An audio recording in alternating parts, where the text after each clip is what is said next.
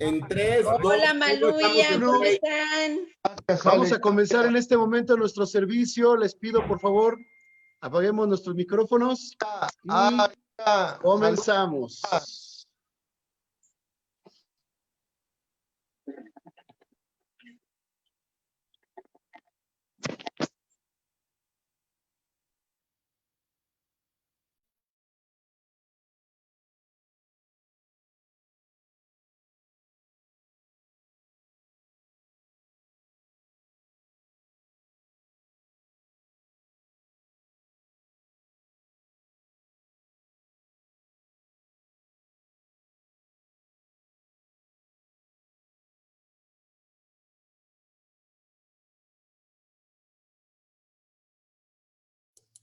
No se escucha.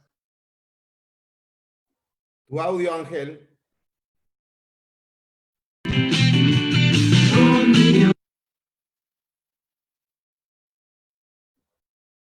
Otra vez, Ángel. Muy buenos días, comenzamos.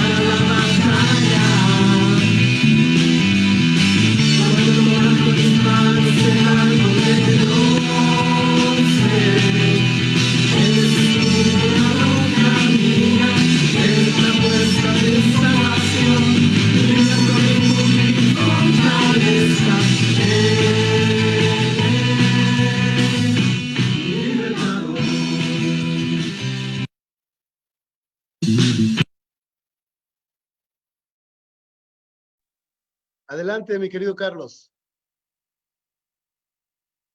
Por favor. Hola, muy buenos días. Somos la familia Garcés. Queremos presentarnos. Yo soy Tania. Yo soy Natalia. Yo, Alma. Yo soy Carlos Garcés. Queremos leerles una escritura. Por favor. Fuerte, fuerte.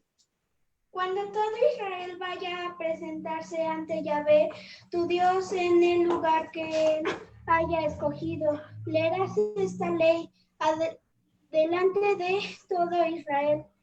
A Dios, a oídos de ellos, congregarás al pueblo, al nombre hombres, mujeres y niños, y a tu extranjero que está en tu ciudad, para que escuchen y aprendan y teman de Yahvé nuestro Dios, y guarden la palabra de esta ley para cumplirla. Muchas gracias, mi amor. Es el último mensaje de Moisés, donde estaba dándoles instrucciones. Ya iban a entrar a la tierra prometida. Josué iba a tomar ahora el liderazgo del pueblo de Israel, y les está diciendo que cuando se establezcan, todos deberían ir y presentarse delante de Dios Me impacta porque dice niños, extranjeros, todos los que estén a tu cuidado, todos los que sean una responsabilidad tuya, deberán presentarse. Hoy nos presentamos delante de Dios en esta reunión. El objetivo es escuchar su palabra, poderla entender y que nuestros corazones salgan diferentes. Amigos que nos visitan, si es la primera vez, vas a escuchar la palabra, un mensaje dirigido por Dios, hermanos predicando, y y juntos queremos darte La bienvenida. Yo ya me voy.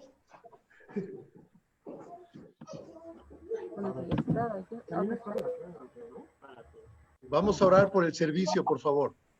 Querido Padre en el cielo, te damos gracias por este tiempo. Gracias por tus bendiciones. Gracias por esta oportunidad de congregarnos. Padre, sabemos que no es una idea humana porque nuestra tendencia es a separarnos, pero la tuya es a reunirnos, a congregarnos, a enseñarnos lo maravilloso que tú eres, Señor. Padre, ¿cómo no amar a un Dios como tú, que es tan bueno, que es un proveedor y que es un Padre tan amoroso y dedicado? Gracias, Señor, por la región Coyoacán Poniente. Gracias por cada uno de nuestros hermanos y amigos, por cada niño, Señor, por cada hermano mayor. Gracias por cada hombre, por cada mujer que tú has traído a la región, Señor, para enseñarles, Padre, tu amor y también poder temerte y respetarte.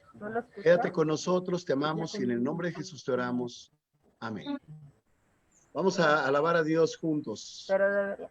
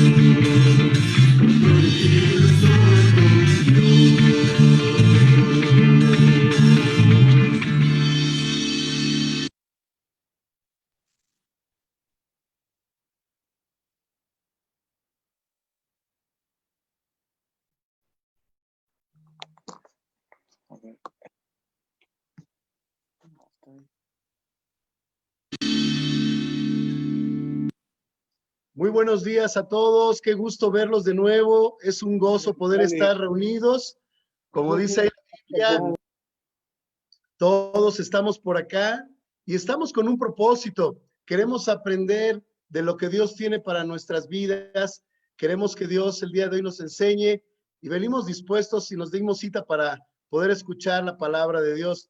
En este momento te quiero presentar a nuestro predicador, es Alejandro Nava, un gran amigo, un querido hermano, y él está a cargo de nuestro ministerio de los universitarios junto con su esposa Marcela en la región Coyoacán Poniente. Ustedes ya lo conocen, algunos no, pero ahorita lo van a conocer. Adelante, Alejandro, y bienvenido. Muchas gracias, Ángel. Gracias a toda la región Coyoacán. La verdad es de que siempre es un privilegio poder compartir de la palabra de Dios. Y fíjense que ya saben que de repente en toda esta pandemia, pues uno está más pegado a las redes sociales y a los videos que se mandan por WhatsApp y demás. Y una de las cosas que descubrí en estas redes, en esta pandemia, pues es para qué sirve el hoyito de las plumas Bic. Las plumas Bic tienen un hoyito ahí, ¿no? Y ya saben que de repente surgen estos videos, ¿a qué no sabías para qué está ese hoyito, no? Y pues resulta que es para graduar la presión de la pluma para que cuando pueda salir y no se bloquee, porque de repente ya no pinta, ¿no? Entonces, que pueda tener la presión adecuada para que esté fluyendo la tinta. Y después que si vas en un vuelo, pues bueno, ahorita ya vuelos casi nadie toma, pero cuando antes y cuando en el futuro se tomen los vuelos, llevas tu plumita y no explote por la variación de presión, o sea, un simple hoyito todo lo que hace, ¿no? Y resulta que la tapita también tiene una función, este hoyito que está por aquí en las tapitas. Dije, ¿para qué es el hoyito, no? Resulta que todos, o bueno, no todos, habrá alguien que no, pero la gran mayoría de la gente toma la tapita y la muerde como esta que está mordida, ¿no? Entonces, muerde por todos lados. En realidad es de que los niños terminan a veces mordiéndolas y se les traga. Y entonces este hoyito hace que si se les atore la tráquea, puede entrar el aire y no se asfixien, porque llegó a haber algún caso por ahí de asfixia, ¿no? Entonces, la verdad es de que como algo tan simple que siempre ha existido ahí, pues de repente puede tener una función sorprendente que uno desconocía, ¿no? ¿Y por qué te cuento esto? Ahorita que he estado estudiando en la maestría en estudios bíblicos allá en nuestro instituto de Rocky Mountain en Denver, la realidad es de que para mí ha sido un descubrimiento completo. Ha sido una oportunidad de darme cuenta de muchas cosas que ahí estaban en la Biblia, pero que no las había dimensionado en todo su esplendor. Y de eso te quiero compartir hoy. Para mí ha sido un descubrimiento de cosas que ahí están en la Escritura, que finalmente tienen una función, un propósito extraordinario que Dios nos quiere mostrar y que nos quiere revelar. Hoy quiero hablar acerca de un término que todos conocemos, que hemos escuchado, que está ampliamente extendido por toda la Escritura, pero que en muchas ocasiones no alcanzamos, y ese era mi caso, no alcanzaba a mirar la dimensión, el impacto y la trascendencia que tenía este término. Quiero hablarte acerca de la redención. La redención es un término que usamos todo el tiempo en la vida cristiana, que pienso que asumimos que lo entendemos. Y la intención de esta clase es podernos meter y poder tener pues un nivel de profundidad más amplio. A mí me ha sorprendido, fue una de las investigaciones que hice al inicio, llevo mes y medio en esta maestría, y finalmente es una de las primeras investigaciones en las cuales me aventuré y ha resultado ser fascinante. Deseo genuinamente que te pueda ayudar al entendimiento de algo tan primordial y básico en la vida cristiana y tan profundo como es la redención. Primero quiero preguntarte, ¿qué entiendes por redención? Cuando te dicen, eres redimido, ¿qué significa eso? Cuando te dicen, Cristo nos redimió, ¿qué significa eso? Quiero sé que varios están reunidos en familia, que platiquen. ¿Qué es redención para ustedes? ¿Qué entiendes porque eres redimido? ¿Cuál es tu entendimiento de eso? Si tú estás solo, solamente con tu celular o en tu computadora, pues finalmente piensa que es redención. En serio, platiquen. ¿Qué es redención para ustedes? Esto que hace Jesucristo por nosotros. Yo creo que es transformación. Ok, gracias por su participación al micrófono.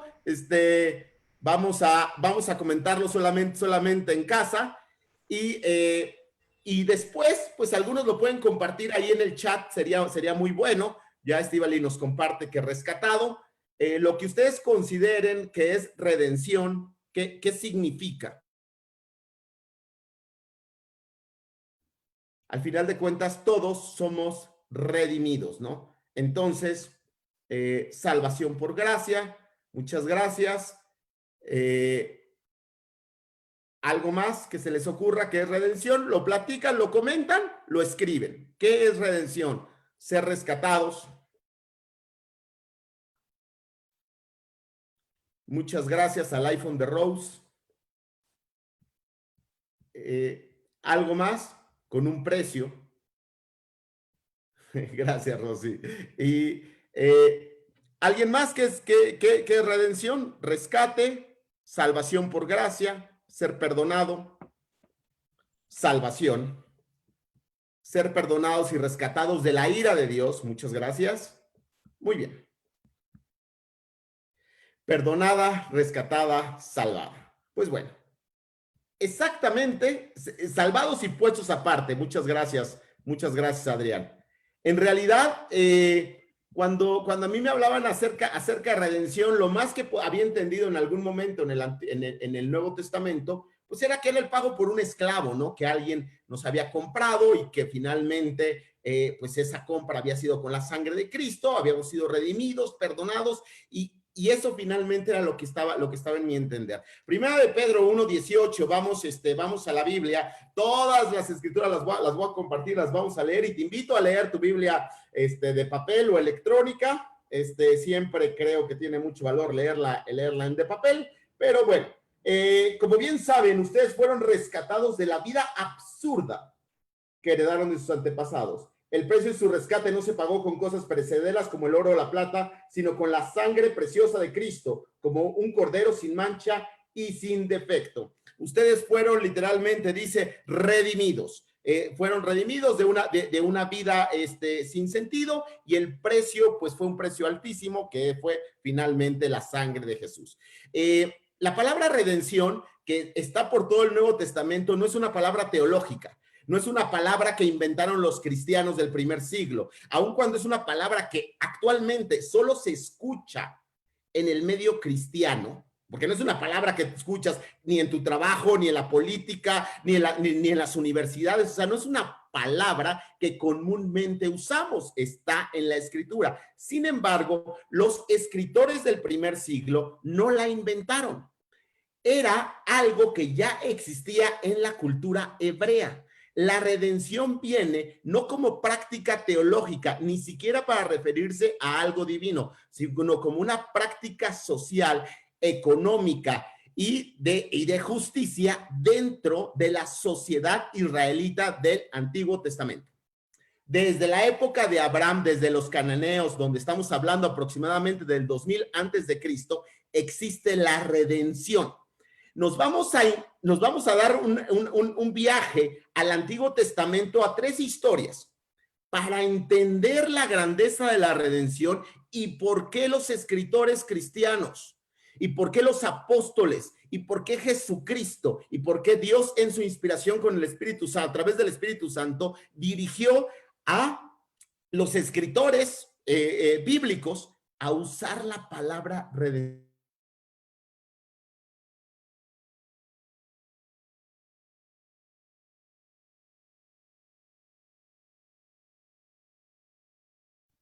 Vamos a arrancar con la primera historia y vamos a arrancar con el libro de Ruth. Ruth en el capítulo 1, en el versículo 1. Solamente cuando el anfitrión silencia a todos, que no me silencia a mí, porque entonces ya nos quedamos sin audio. Vamos a empezar en el Ruth capítulo 1, en el versículo 1. Vamos a ver la historia de redención. Nos vamos a ir por 3 historias. Vamos a ir siguiéndolas y vamos a ir entendiendo este término. Dice, en el tiempo en que los caudillos gobernaban el país, hubo allí una época de hambre. Entonces un hombre de Belén de Judá emigró a la tierra de Moab junto con su esposa y sus 2 hijos. El hombre se llamaba Elimelec, su esposa se llamaba Noemi y sus 2 hijos Magilón y Quilión. Todos ellos efrateos de Belén de Judá. Cuando llegaron a la tierra de Moab se quedaron a vivir allí. Pero murió Elimelec, esposo de Noemi, y ella se quedó sola con sus 2 hijos. Estos se casaron con mujeres moabitas, la una llamada Orfa y la otra Ruth. Después de haber vivido allí unos 10 años, murieron también Magilón y Quilión, y Noemí se quedó viuda y sin hijos. Muy bien. Vamos a entender qué está sucediendo. Algo contextual del Antiguo Testamento, debemos entender que eran las leyes que existían en Canaán. Es que la mujer no tenía propiedades y solo el rol de la mujer tenía sentido perteneciéndole a alguien. Evidentemente es una práctica que no se tiene ni en el Nuevo Testamento ni demás, y mucho menos una práctica cristiana. Sin embargo, tenemos que meternos en esta mentalidad para comprender lo que estaba sucediendo. La mujer, primero, era hija de un padre. Estamos en una sociedad patriarcal. ¿Quién es el que administra justicia y provee todo? El patriarca. Finalmente, la hija le pertenecía al patriarca, al padre. Era un ser humano que le pertenecía a una casa. Después, la mujer le pertenecía al esposo y el padre entregaba a la mujer para que le perteneciera al esposo. Y entonces pasaba de ser la hija de a la esposa de. Y después era madre y le pertenecía a sus hijos varones, y era la madre de. María primero fue hija, luego fue esposa de José y luego fue madre de Jesús. Le pertenecía a los varones alrededor de, y los varones eran encargados de darle protección, seguridad y administrar justicia dentro de la casa. La justicia, no había organismos judiciales que administraran justicia de las casas. El patriarca la administraba y muchas veces sus hijos, nueras y nietos vivían en el mismo espacio físico, llegaban a ser hasta de 30 o 40 personas y ya después podían independizarse algunos de ellos. Muy bien. ¿Qué pasaba aquí? Cuando alguien dejaba su casa, dejaba su tierra, la tierra pasaba en herencia a los hijos varones, las mujeres no heredaban. Entonces, lo que sucedía es de que cuando había una situación crítica muy fuerte, la gente llegaba a abandonar su país. Fue una hambruna tan fuerte que pues finalmente Elimelec dejó su tierra, dejó su casa, porque era tan crítico que se fue a otro país, a Moab, y se lleva a su esposa, a Noemí. Finalmente, Noemí pues tiene par de hijos. Su vida, está en crisis porque dejan su país, pero no es tan grave. Muere el esposo, pero los hijos al final pueden hacerse cargo de la mamá y los hijos se casan. Luego, para desgracia, mueren los hijos. Se queda Ruth en una tierra extranjera, Noemí, en una tierra extranjera, sin ser hija, sin ser esposa, sin ser madre. O sea, sin tener varones que se hagan cargo de. ¿Qué le quedaba a una mujer así? Lo único que le quedaba era pedir auspicio. O sea, no podía ir a cualquier casa y meterse, no podía ir y pedir trabajo. La gente trabajaba en la casa del patriarca. Está en un lugar sin residencia, sin su familia, sin padre, sin esposo, sin hijos, sin casa, sin nada. Es gente que a veces le tocaba vivir de las miserias. Y entonces se queda también con 2 nueras. Y es una desgracia muy fuerte. En el versículo 8 dice, entonces Noemí le dijo a sus 2 nueras, miren, vuelvan cada una a la casa de su madre, que el Señor las trate a ustedes con el mismo amor y lealtad que ustedes han mostrado con los que murieron conmigo. ¿Por qué no les dice que vayan a la casa de su padre, sino a la casa de su madre? Porque ya han dejado la casa de su padre, dejaron de ser de un patriarca y pasaron a otro patriarca. ¿A qué patriarca? Al patriarca que se murió, a Elimelec. Y como Elimelec se había muerto, pues terminaban otro patriarca, que era el esposo, pero también murió, entonces estaban sin patriarca. Lo único que podían era ir a pedir auspicio a su madre, que su madre tuviera misericordia de ellas. Y dice, ustedes han sido leales a mí, vayan, que el Señor les conceda hallar seguridad en un nuevo hogar, al lado de un nuevo esposo. ¿Por qué? Porque solo un esposo podía darles seguridad. Luego las besó, pero ellas, deshechas en llanto, alzaron la voz y exclamaron, no, nosotros volveremos contigo a tu pueblo. vuelvan a su casa, hijas mías, insistió Noemí. ¿Para qué van conmigo? ¿Acaso voy a tener más hijos para que puedan casarse con ustedes? ¿Cuál era la ley que Dios había dado, la ley del levirato, de protección a las hijas que perdían su esposo? Tenía que casar, el hermano siguiente tenía que casarse o el hijo siguiente tenía que casarse con la nuera que estaba en casa, darle hijos, y esos hijos eran del primer esposo, es del esposo difunto. ¿Para qué? Para que pudieran heredar y para que pudiera seguir su nombre. Esa era una ley. Pero finalmente dice Ruth, ya no voy a tener hijos. Bueno, milagro 1 que tenía que suceder, que encontrara un esposo. Milagro 2, que pudiera tener hijos. Milagro 3, que sus hijos fueran varones. Milagro 4, esperar 20 años para que finalmente Ruth pudiera tener un hijo. O sea, Noemí ya sabe que no va a poder darles protección a estas mujeres y les dice, váyanse. Y entonces, dice versículo 13, dice, vuelan a su casa, hijas mías, versículo 12, váyanse, ya soy demasiada vieja para volver a casarme, aún si abrigara esa esperanza y esta misma noche me casara y llegara a tener hijos, ¿los esperarían ustedes hasta que crecieran y por ello se quedarían sin casarse? No, hijas mías, mi amargura es mayor que la de ustedes. La mano del Señor se ha levantado contra mí. ¿Por qué? Porque se quedaba sin nada. Una vez alzaron la voz, desecharon en llanto, luego Orfa se despidió de su suegra con un beso, pero Ruth se aferró a ella, no la quiere dejar, sabe que le pertenece de alguna manera. Dice, mira, dijo Noemí, tu cuñada se vuelve a su pueblo y sus dioses, vuélvete con ella. Pero Ruth respondió, no insistas en que te abandone o que me separe de ti, porque iré a donde tú vayas y viviré donde tú vivas, tu pueblo será mi pueblo y tu Dios será mi Dios. Bueno, esa escritura que usamos en las bodas no debería usarse en las bodas, es una mujer diciéndole, una nuera, diciéndole a su suegra que le da toda su lealtad.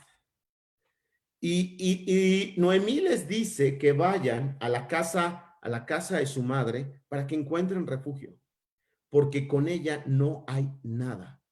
Pero el lazo de lealtad de Ruth hacia ella, hacia el que había sido su patriarca original, que era el ex esposo de Noemí, era muy grande.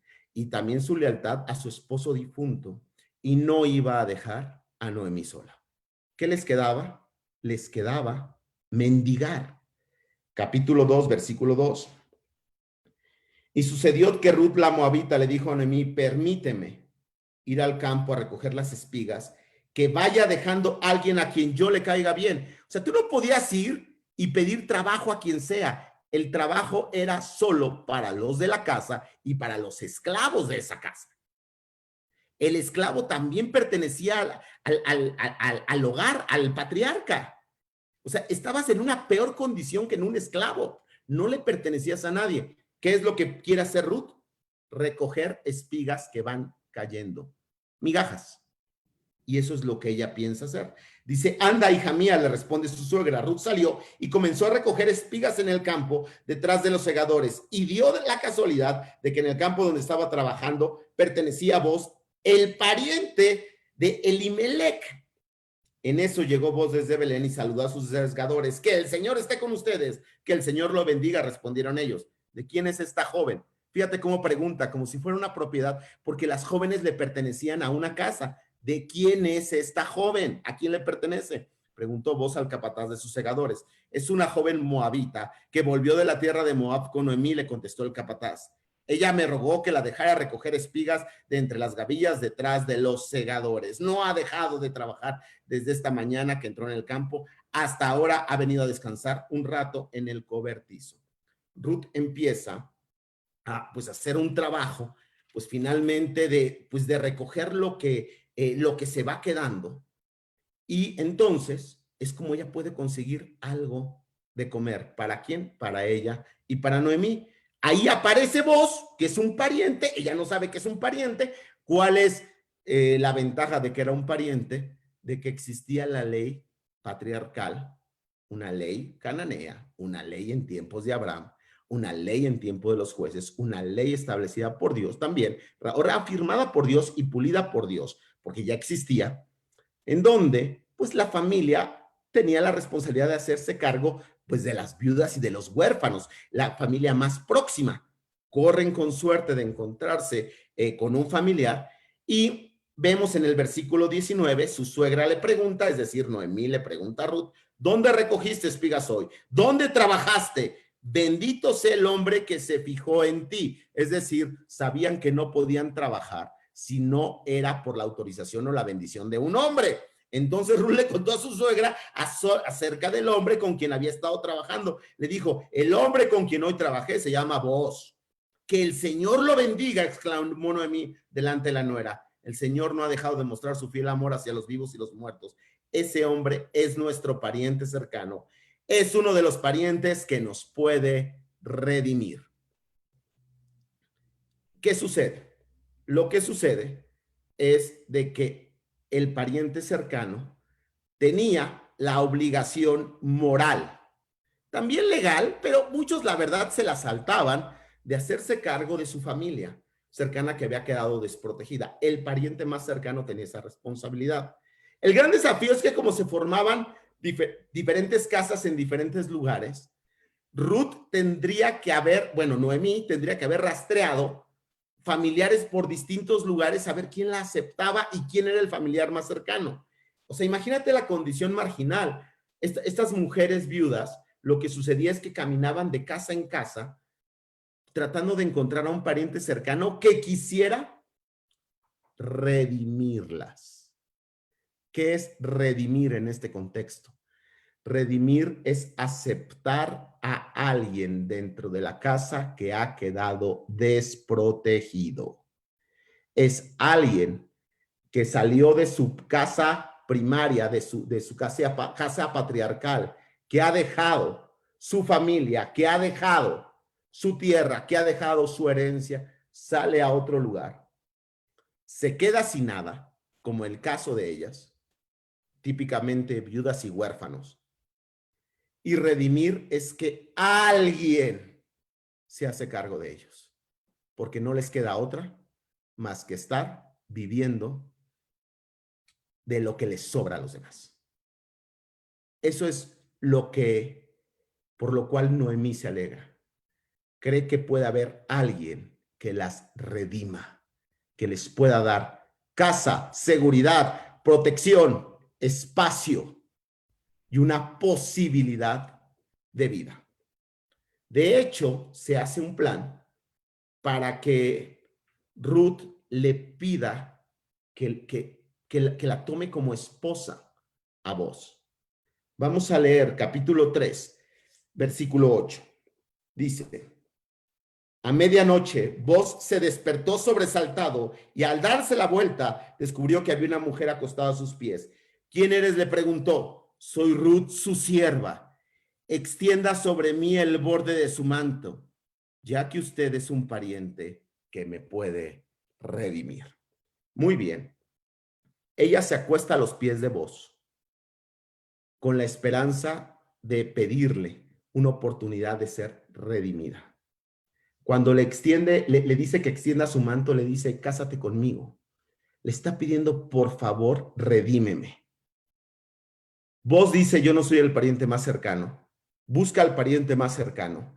El pariente más cercano, cuando tú redimes a alguien, todas sus cosas pasaban a tu propiedad. Las mujeres no podían tener propiedades. Pero había una propiedad que era de Noemí y del esposo de Noemí y por ende del esposo de Ruth, que ya había muerto, y del esposo de Ofra, que se había ido. Pero esos terrenos iban a ser propiedad de nadie hasta que no hubiera un hombre que los reclamara. Podría ser el esposo o el hijo de Ruth. Entonces, si tú redimías a alguien como Ruth, sus propiedades podrían ser tuyas. Al final iban a ser del hijo que naciera, pero tenías que hacerte cargo de Ruth. Entonces el primer pariente no quiere, dice, quiero la tierra, pero no quiero a Ruth. O sea, imagínate.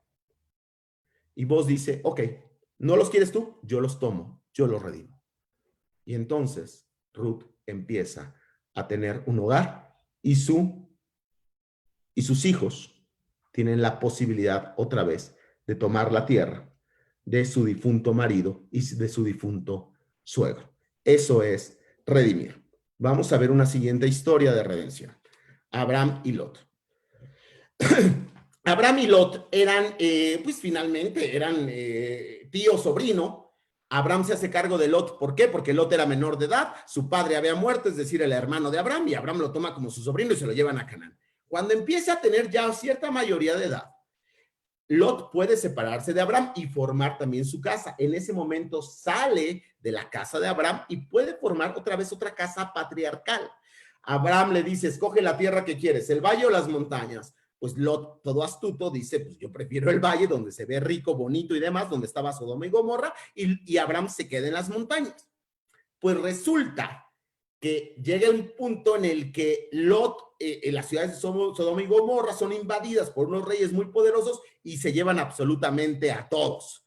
Y se los llevan pues como esclavos, capturados y demás.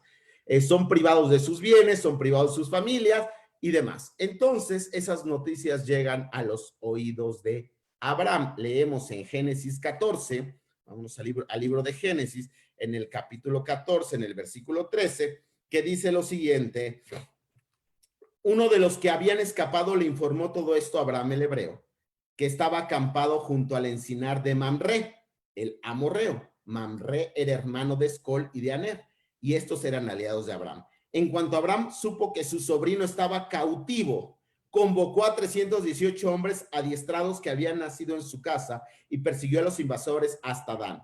Durante la noche, Abraham y los siervos desplegaron sus fuerzas y los derrotaron, persiguiéndolos hasta Obá, que está al norte de Damasco. Así recuperó todos los bienes y también rescató, literalmente redimió a su sobrino Lot junto con sus posesiones, las mujeres y las demás gentes. Ok. ¿Qué está pasando? Lot tiene una casa, Abraham tiene otra casa. Lot ya es patriarca, Abraham ya es patriarca. Mientras Lot pertenecía a la casa de Abraham, Abraham tenía la responsabilidad legal de protegerle, de darle cobijo, de darle comida. En el momento que se separan, ya no.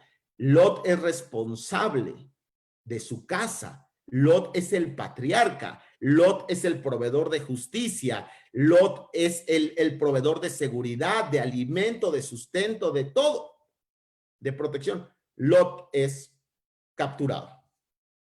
Le llega la noticia a Abraham y literalmente lo que este fugitivo le pide a Abraham es, por favor, redímelo. Por favor, pon tus ejércitos a favor de. Y era una cuestión moral. Existía la ley, sí, y lo que tiene Abraham es un nivel de obediencia superior. Pero él sabía que ante los ojos, finalmente, de la justicia, era su responsabilidad hacer lo que se tuviera que hacer para rescatar a su sobrino. La verdad es de que la gente lo dimensionaba. Y decía, si me voy a ir a la guerra para rescatar a alguien y mis ejércitos son menores, la verdad es de que, pues, ¿para qué lo hago? Omitían esa ley. Pero Abraham siente una responsabilidad enorme, un cariño muy grande por Lot, una obediencia muy fuerte hacia sus responsabilidades. Y dice, ok, agarro mis soldados y vamos a rescatar a Lot. Redimir significaba rescatar a alguien que quedaba completamente indefenso. Rescatar a alguien que había sido capturado. Rescatar a alguien que no tenía escapatoria y que estaba destinado a la esclavitud. Y poner aún en riesgo tu vida, tus recursos, poner todo lo que estaba a tu alcance por rescatar a alguien que era de tu familia, pero que ya no podía defenderse. Rescatar al que le era imposible rescatarse a sí mismo. Darle libertad al que había sido tomado como esclavo y hacerlo simple y sencillamente porque es de tu familia. No lo ibas a hacer con todos. No podías estar redimiendo a todos. Solo podías redimir al que era de tu familia. Y Abraham lo redimió. Primera historia nos dice que la redención o redimir a alguien es a alguien que ha quedado en la miseria.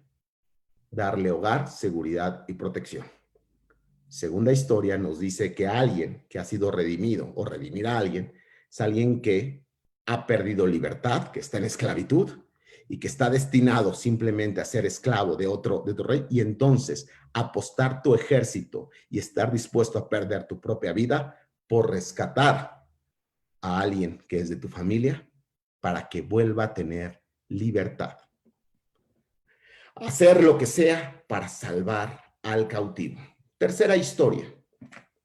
La historia, una historia conmovedora, sorprendente, es la historia de Oseas.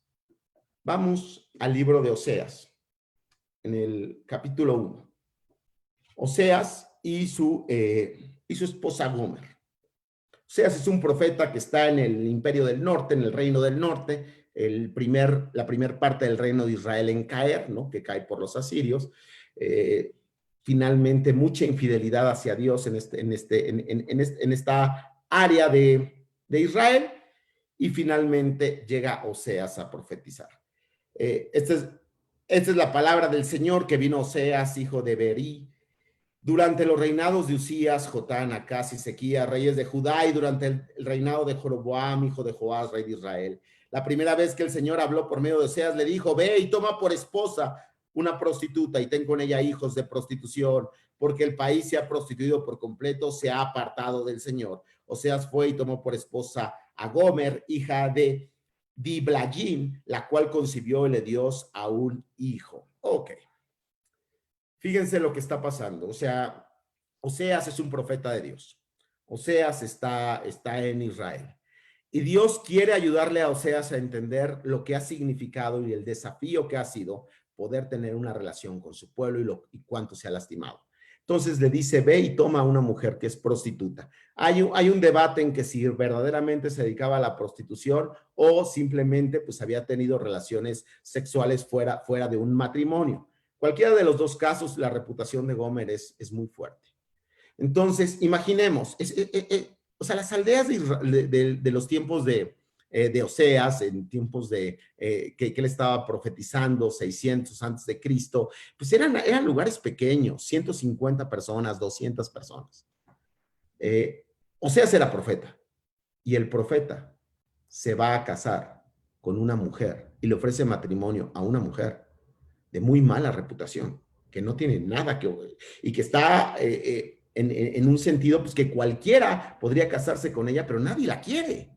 Nadie quiere casarse con una mujer con esta reputación. Y Oseas la toma.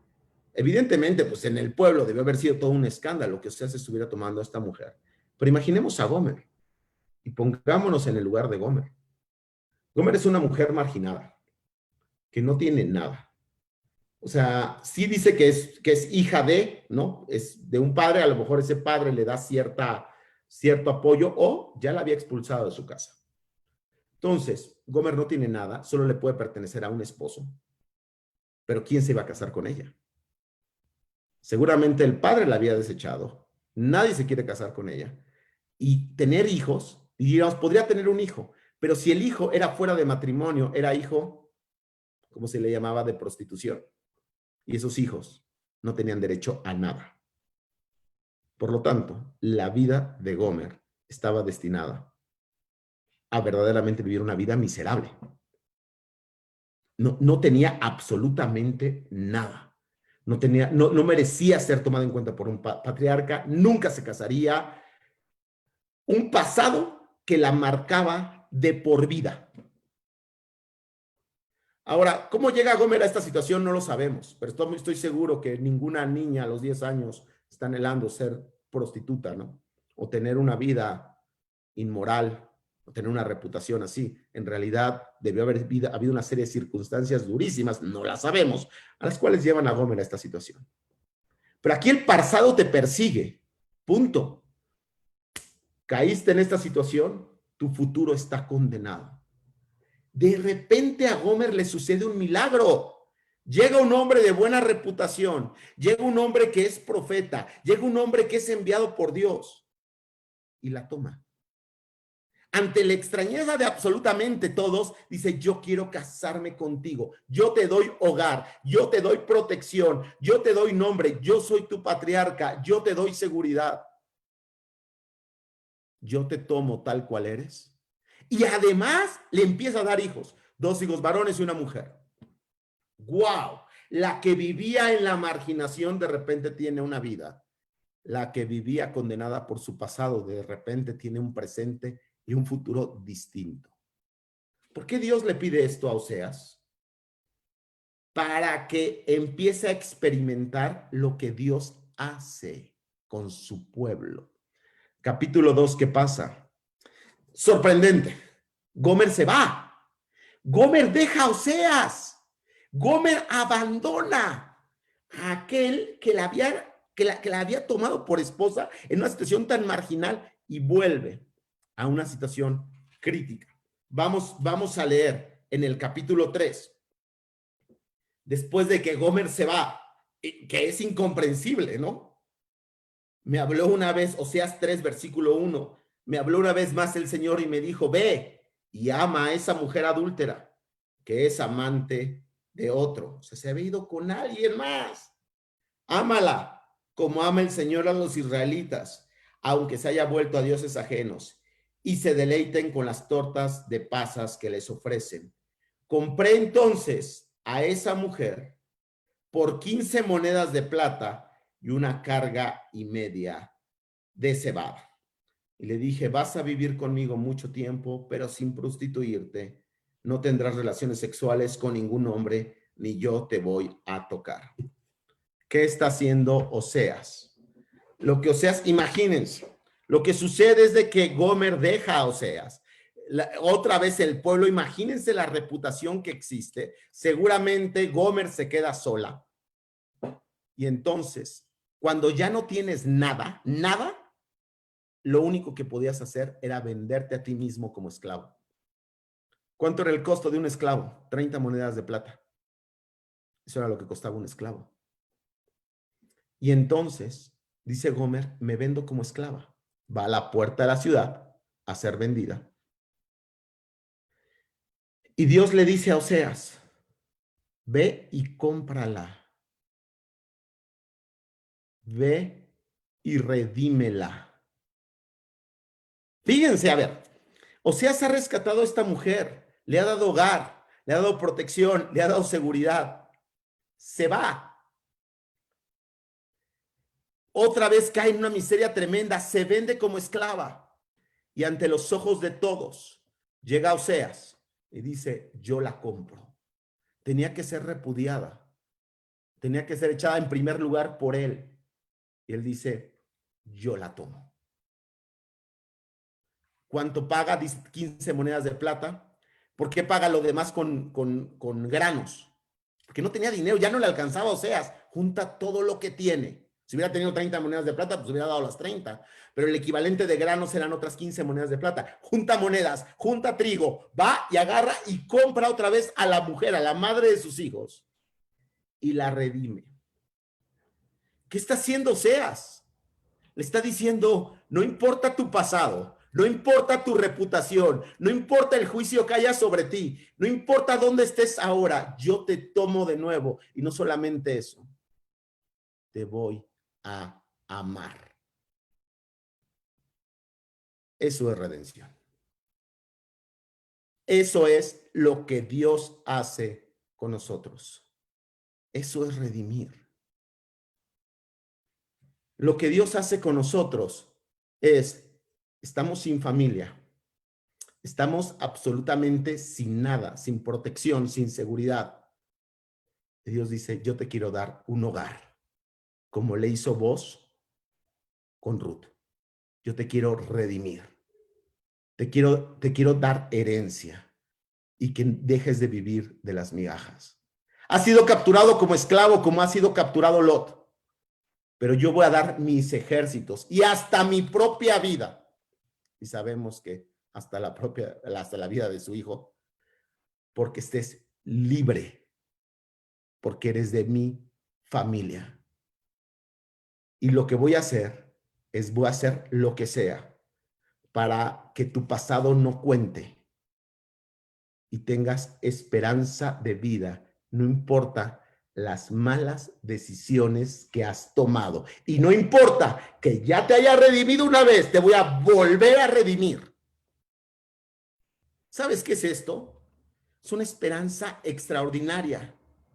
No importa quién es Alejandro Nava, no importa su pasado, no importa lo que la gente piense de él, no importa lo que haya vivido, lo que Dios hace conmigo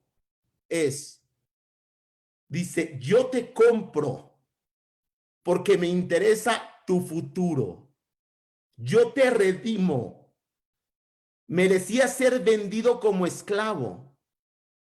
Y yo delante de todos pago el precio, que es tu vida, porque tengas vida, por lo que significas, por lo que vales, por lo que eres ante mí. Ojalá todos pudiéramos captar y entender lo que significamos para Dios, lo que valemos ante Él. Nos vemos ante el espejo y de repente decimos, no valgo nada. ¿Cuánto valía Ruth frente al espejo? ¿Cuánto valía Lot frente al espejo cuando estaba cautivo? ¿Cuánto valía Gomer frente al espejo? ¿Cuánto vales tú y cuánto valgo yo frente al espejo? Quizá de repente no mucho, porque sabemos quiénes somos, sabemos nuestra realidad y sabemos cuánto hemos fallado en muchas cosas, pero cuánto valemos ante Dios, que Él nos mira con amor, que Él nos mira como parte de su familia, que Él nos mira como alguien a quien quiere darle una herencia, que Él nos quiere dar un hogar y que va a hacer lo que sea por redimirte y que va a hacer lo que sea por redimirme. Eso es redención.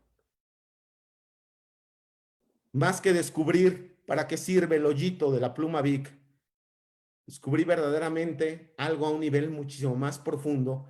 Y por eso le dije a Ángel que me encantaría compartirlo, porque de nada sirve pues descubrir de repente algunas cosas que te tocan el corazón y que te cambian la vida y la perspectiva si no las compartes.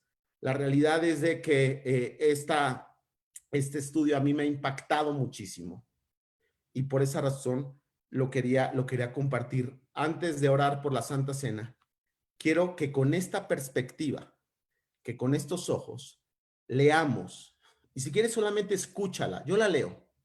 Isaías capítulo 43. Fíjate, entendiendo ahora lo que significa redención en el Antiguo Testamento.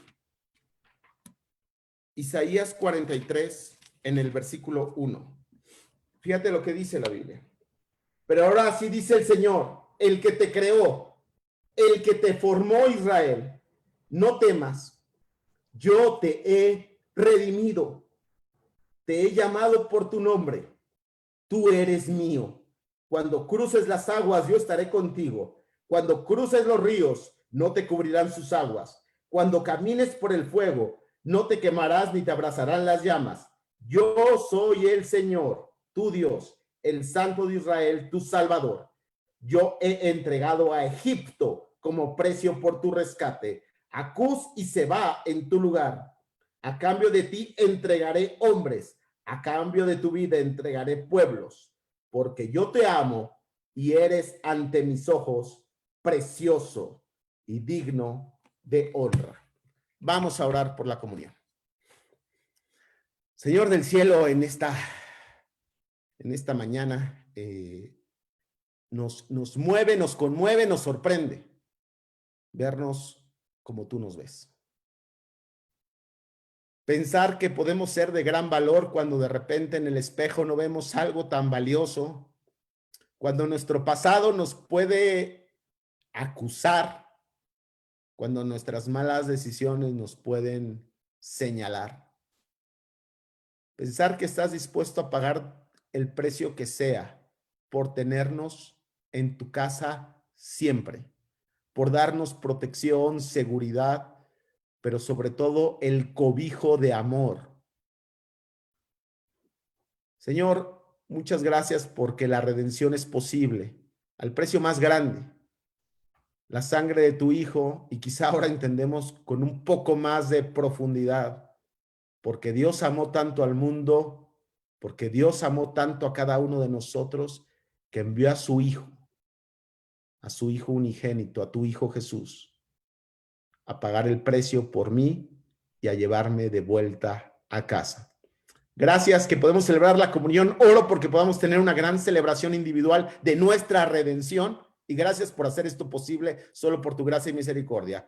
Damos gracias también por el privilegio de conocerte. Bendice el pan y el jugo de uva. Oramos en Jesús. Amén.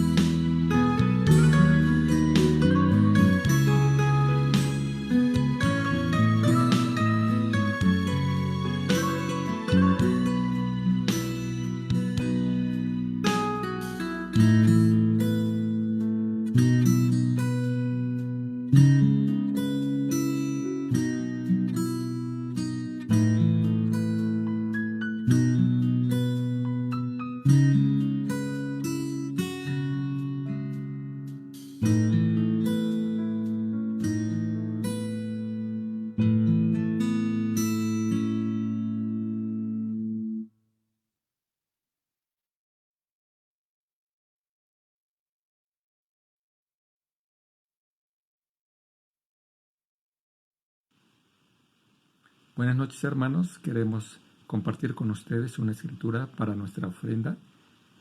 2 Corintios capítulo 9, versículo 8.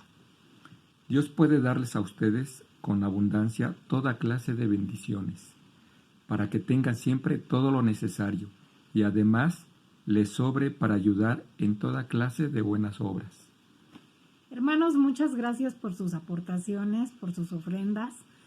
Sabemos que este tiempo no ha sido fácil, que algunos han estado pues con menos ingresos de los habituales, que algunos han perdido el empleo y sin embargo hemos continuado recibiendo sus aportaciones a la ofrenda.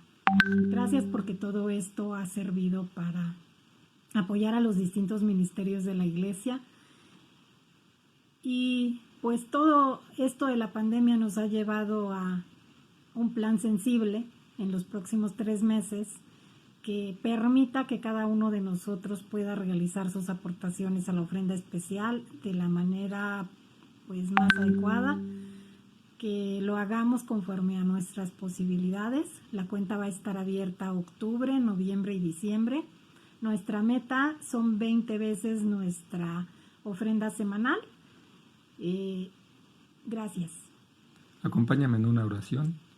Padre del cielo, agradecemos tanto que nos des la oportunidad de poderte ofrendar. Gracias porque tú nos das las posibilidades.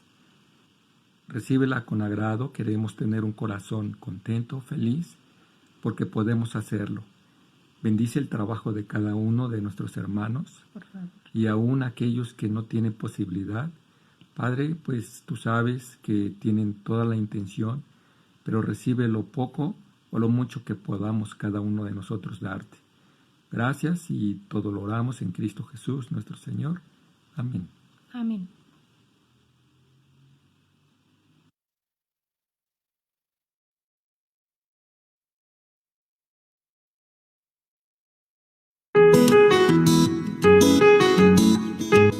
¿Qué tal, hermanos? Me resta darle los anuncios de la siguiente semana. Comenzamos. Comenzamos con el Ministerio de Niños estos sábados de grupo de niños de 9 a 11 años a las 11 de la mañana por Zoom, grupo de niños de 4 a 8 años a la 1 de la tarde por Zoom. También el Ministerio de Jóvenes, nueva temporada, empezamos el miércoles 30 de octubre a las 6:30 de la tarde. Será por Zoom, la liga se les hará llegar personalmente. Se revisará Salmo 119, versículo 9. Un gran tiempo para poner bases firmes en nuestra fe. Te invitamos a formar parte del curso de Pulidores de Diamantes 2020 de la región Coyoacán Poniente. Inicia sábado 5 de septiembre, clases vía Zoom, sábados de 4 a 6 de la tarde. Va dirigido principalmente a los hermanos que tengan 2 años o menos de bautizados o restaurados o para quienes no lo han tomado. Está diseñado para proveer herramientas espirituales para cimentar tu fe, devoción y permanecer firme. Esto lo sustentamos mucho con la escritura de 1 Pedro 2:2 que dice: como niños recién nacidos, busquen con ansia la leche espiritual pura para que por medio de ella crezcan y tengan salvación. Esta información la pueden tener con César, si tienes dónde apuntar. César, esposo de Yabet, al 55 39 80 75 70. Y si gustas también puedes contactar a Yabet al 55 35 69 5102. Y recuerda, este miércoles la última clase del taller de solteros Switch Romanos 12:2 en el área profesional el 30 de septiembre en principios de efectividad, logrando más con menos, a las 7:30 de la tarde. Se invita a todos los solteros que quieran participar. Esta semana las reuniones de entre semanas son por charlas. Próximo domingo 4 de octubre, servicio 10:30 de la mañana por Zoom, Facebook y YouTube. Por mi parte serían todos los anuncios. Que tengas un excelente día y pásatela bien.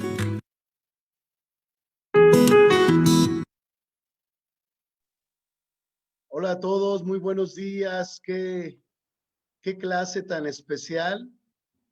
De verdad, me conmovió en mi corazón. Muchas gracias, Alex Nava. Gracias, hermano, por traer a nuestros corazones cómo debe de sentirse un redimido, alguien que ha sido tomado de una manera tan especial.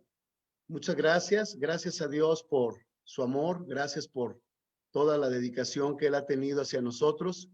De verdad me conmueve, y mientras tomaba la Santa Cena me sentía tan feliz de tener esa protección, de tener ese derecho por el cual yo no hice nada, pero me da tanta alegría y siento un gran privilegio pertenecer a su iglesia.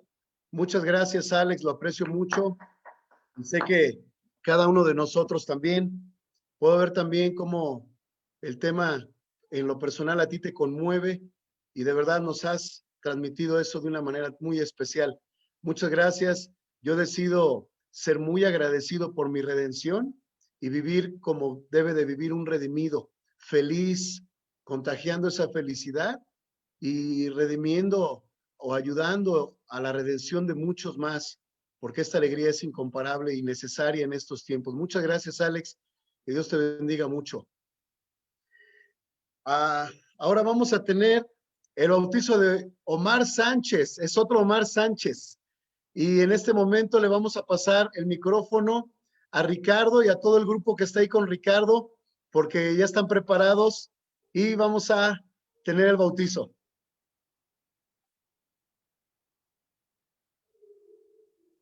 Adelante, Ricardo, por favor.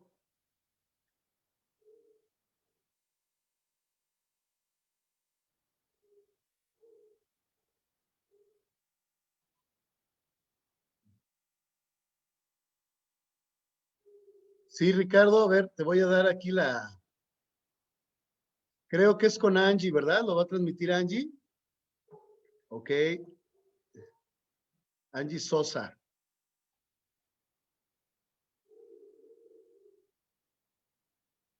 Ok. Adelante, Angie.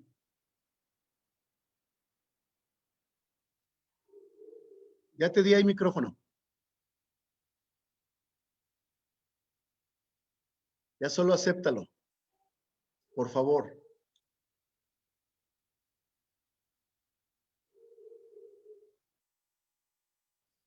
Bueno, ¿están ellos ya listos en el lugar donde se va a llevar a cabo el bautizo?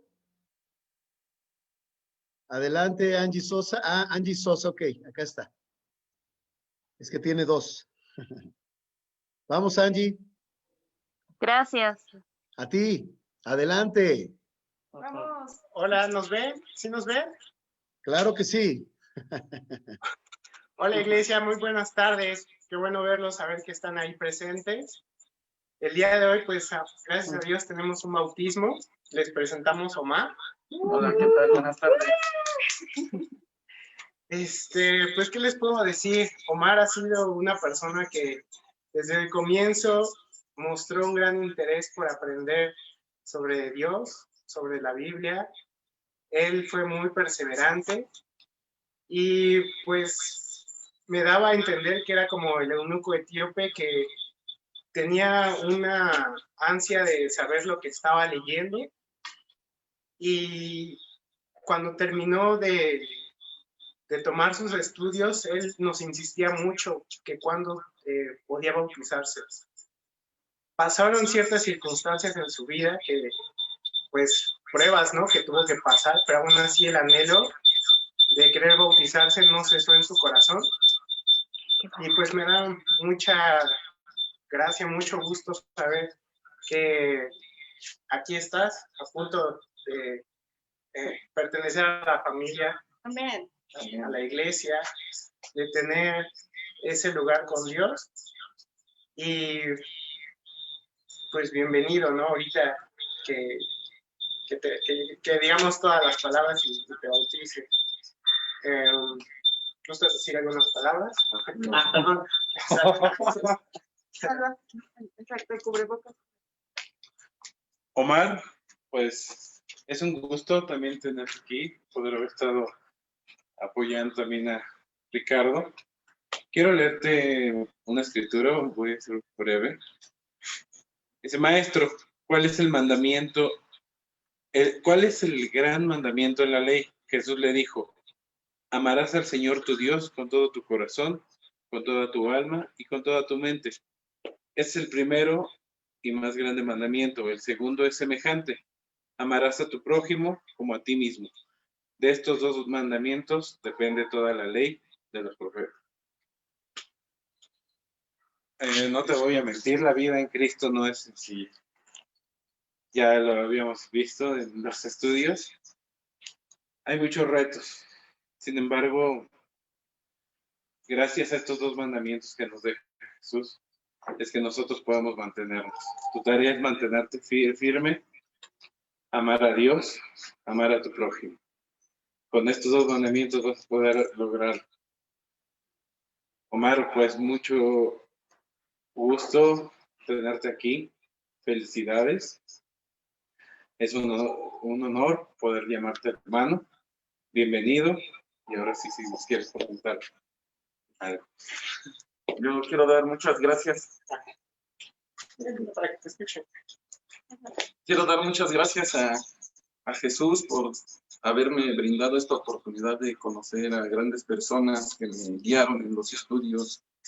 Bueno, las cosas no pasan por sí solas, ¿no? Dios está en control de todo lo que nos pasa.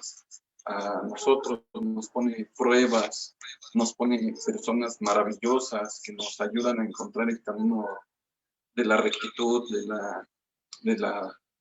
del buen ser humano, se puede decir, ¿no?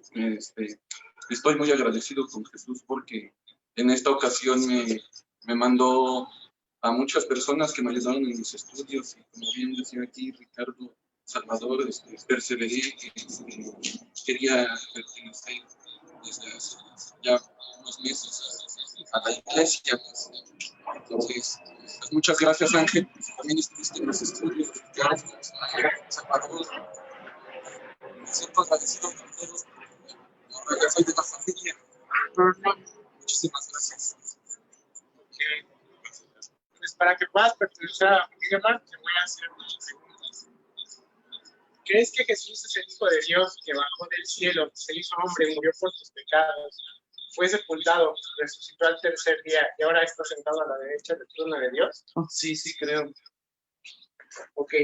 ¿Cuál es tu buena confesión? Que Jesús es mi Señor y Salvador.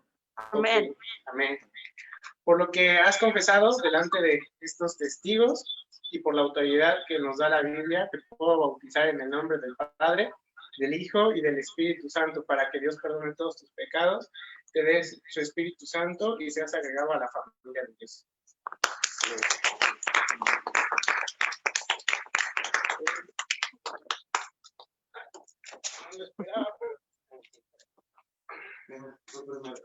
Para que lo reciba. Ya no. Ya no.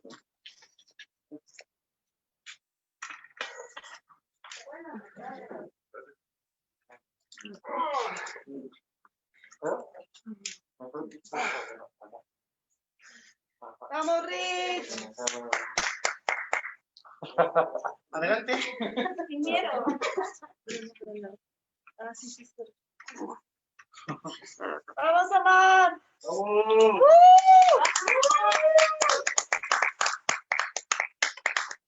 ¡Vamos, Amar! Sí, se puede. Ok. Entonces, ¿qué nos acercamos un poco más?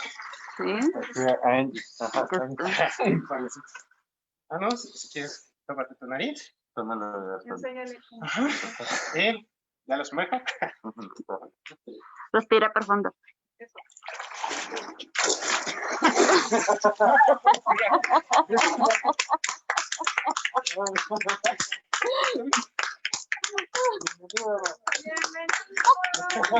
Ahora otra vez, ya lo ensayaste, ahora otra vez. Ahora viene la de bueno. ¿Ya lo vieron? ¿Sí? Sí, sí, todo está bien. Ya. Amén, muchas gracias. Qué increíble, hermanos. La verdad es que es maravilloso todo esto que está pasando. Ricardo, ¿podrías hacer una oración, por favor? Vamos a orar. Ricardo, ¿puedes orar, por favor? Sí. Dios Padre Todopoderoso que estás en el cielo, muchas gracias por este día, por habernos permitido tener un clima excelente para agregar a un miembro más a tu iglesia, Señor. Permítenos seguir orando por las personas que aún faltan porque sean agregadas a la iglesia, a tu ministerio, Señor. Y pues te pedimos por la vida de Omar, que lo fortalezcas, que le enseñes, que le des sabiduría e inteligencia. Y así mismo, Dios, que pues él es el comienzo, Dios, para nuevas personas que van a ser pues irradiadas, Dios, por la luz que va a desprender Omar, pero esa luz es de ti, Señor. Omar es una lámpara, Dios, y pues te pedimos que lo bendigas, que lo cuides en este nuevo camino y que le des pues un nuevo inicio de vida con una nueva criatura, Padre. Muchas gracias por todo y esperamos en el nombre de Jesús. Amén. Amén. Muchas gracias. Vamos a tener una alabanza y después vamos a darle la bienvenida a todos a nuestro querido Omar. ¿Esta es la suya? Sí. Vamos a tener una alabanza y después nos quedamos para darle la bienvenida a Omar, todos los que gusten. Vamos a una alabanza, por favor.